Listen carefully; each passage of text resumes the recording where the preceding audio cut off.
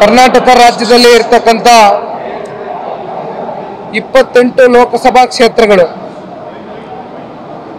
28 ಲೋಕಸಭಾ ಕ್ಷೇತ್ರಗಳಲ್ಲಿ ಈಗಾಗಲೇ ಇಲ್ಲ ಇಲ್ಲಿ ಸಮಸ್ಯೆ ಆಗೋದು ಬೇಡ ಅದೊಂಥರ ಯಾಕೋ ಆಗ್ತದೆ NDA ಮೈತ್ರಿಯ ಭಾಗವಾಗಿ ಜಾತ್ಯತೀತ ಜನತಾದಳ ಪಕ್ಷ ಹಾಗೂ ಭಾರತೀಯ ಜನತಾ ಪಾರ್ಟಿ ಎರಡೂ ಪಕ್ಷಗಳು ಕೂಡ ಈ ಒಂದು ಲೋಕಸಭಾ ಚುನಾವಣೆಯಲ್ಲಿ ಒಟ್ಟಾಗಿ ಒಗ್ಗಟ್ಟಾಗಿ ಚುನಾವಣೆಯನ್ನು ಎದುರಿಸಬೇಕು ಅಂತಕ್ಕಂಥದ್ದು ಈಗಾಗಲೇ ತೀರ್ಮಾನವನ್ನು ಆಗಿರ್ತಕ್ಕಂಥದ್ದು ಬಹುಶಃ ಅದರ ಒಂದು ಹಿನ್ನೆಲೆಯಲ್ಲಿ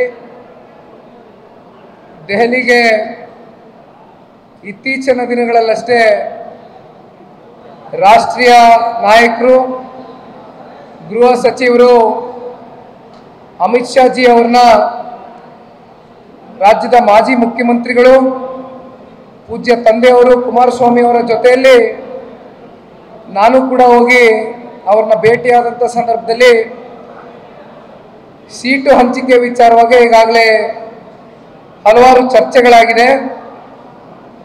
ಬಹುಶಃ ಇವತ್ತು ನಾಳೆಯಲ್ಲಿ ನಾವೇನು ಹೆಚ್ಚಿಗೆ ಸ್ಥಾನಗಳನ್ನ ಕೇಳಿಲ್ಲ. ಕಾರಣ ಇದು ದೇಶದ ಚುನಾವಣೆ. ಈ ಚುನಾವಣೆಯಲ್ಲಿ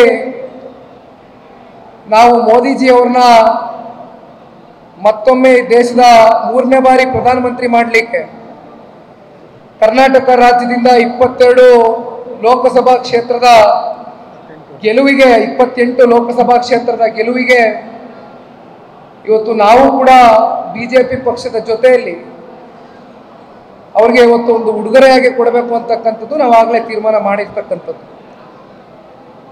ಬಹುಶಃ ಸೀಟು ಹಂಚಿಕೆ ವಿಚಾರವಾಗಿ ನಿಮ್ಮೆಲ್ಲರಿಗೂ ಗೊತ್ತಿದೆ, ಮಾಧ್ಯಮದವರಿಗೆ. ನಾವೇನು 5, 6, 7, 8 ಸ್ಥಾನಗಳನ್ನೇನು ಕೇಳ್ತಾ ಇಲ್ಲ. ನಾವು ಕೇಳ್ತಾ ಇರ್ತಕ್ಕಂಥದ್ದು 3 ಸ್ಥಾನ, 3ರಿಂದ 4 ಸ್ಥಾನ.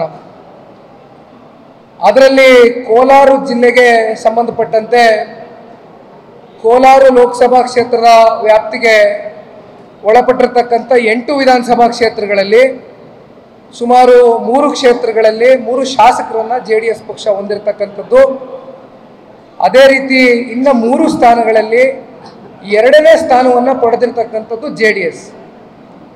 ಹಾಗಾಗಿ ಸರಿಸುಮಾರು 5 ಲಕ್ಷ ಮತಗಳನ್ನ ಕಳೆದ ಚುನಾವಣೆಯಲ್ಲಿ, ಅಂದರೆ ವಿಧಾನಸಭಾ ಚುನಾವಣೆಯಲ್ಲಿ JDS ಪಕ್ಷ ತಗೊಂಡಿರ್ತಕ್ಕಂಥದ್ದು ಕೋಲಾರ ಜಿಲ್ಲೆಯಲ್ಲಿ.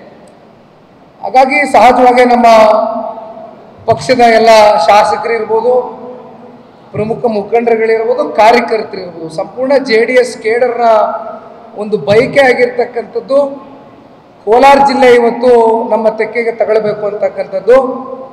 ಹಲವಾರು ಸಂದರ್ಭದಲ್ಲಿ ನಾನೇ JP ಭವನದಲ್ಲಿ ಕರೆದು ಏನು ಪ್ರಮುಖ ಮುಖಂಡರ ಜೊತೆ ಸಭೆಯನ್ನು ಮಾಡಿದೆ.